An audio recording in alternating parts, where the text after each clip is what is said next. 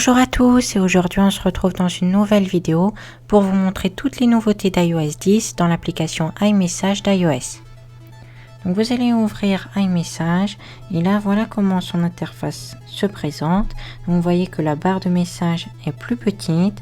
Vous avez maintenant l'onglet photos, l'onglet cœur, puis l'onglet qui ressemble à celui de l'App Store. Donc commençons par celui de photos. Donc vous voyez que là j'ai la possibilité de vite prendre une photo pour l'envoyer. Si je glisse comme ceci, j'ai accès à l'appareil photo et à ma photothèque. Ensuite là je peux sélectionner mes photos que j'ai prises récemment. Donc prenons par exemple celle-ci, celle-ci et celle-ci. Voilà. Vous voyez que je peux en sélectionner plein. Et puis je peux également en supprimer comme ceci. Ensuite, si vous restez appuyé sur la flèche d'envoi, voilà ce qui se présente. Donc vous avez encre invisible, vous avez le mode discret comme ceci, le mode voyant, puis le mode impact.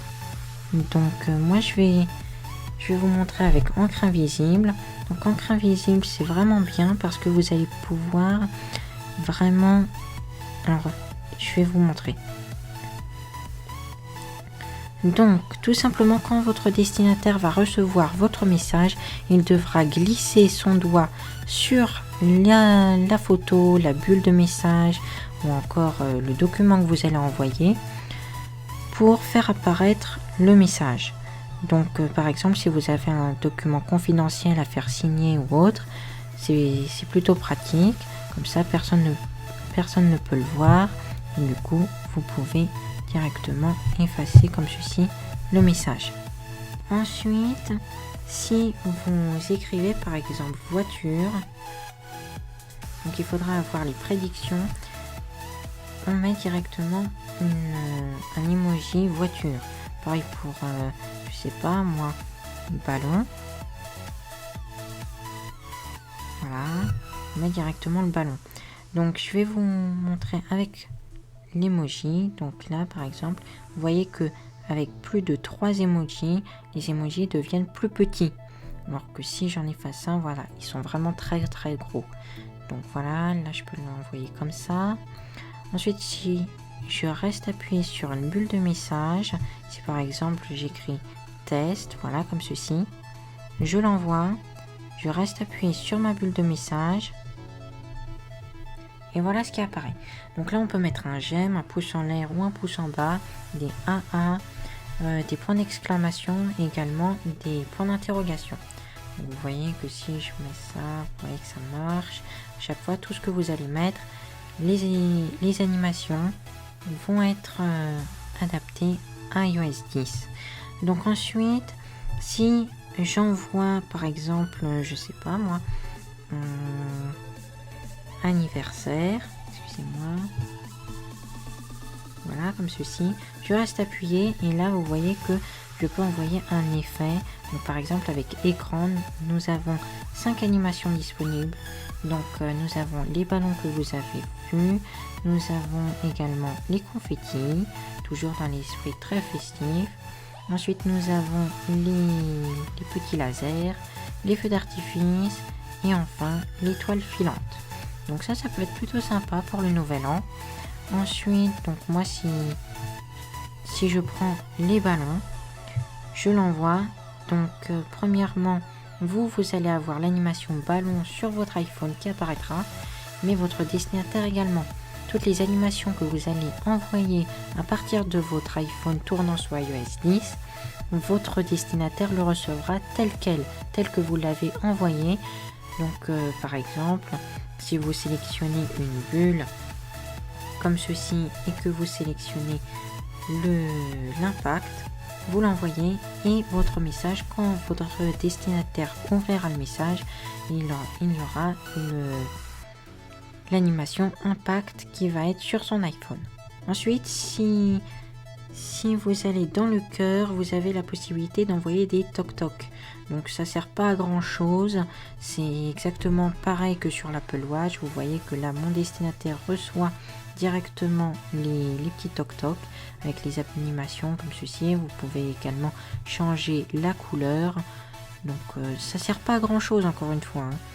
Ensuite, vous avez la possibilité de maintenir avec 2 doigts comme ceci pour faire un cœur, pour envoyer votre rythme cardiaque. Ensuite, vous avez la possibilité de faire des rouges à lèvres, pourquoi pas. Ensuite, vous avez la possibilité de faire force.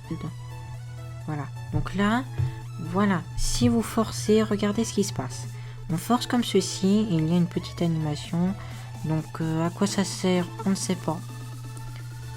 Apple a privilégié cette fonctionnalité. Je ne comprends pas trop à quoi ça sert, mais bon. Ensuite, ici, vous avez la possibilité de sélectionner des petits émoticônes. Donc, par exemple, ici, si vous glissez un coup vers la droite, vous avez les emojis récents que vous avez utilisés. Donc, moi, je n'en ai pas utilisé.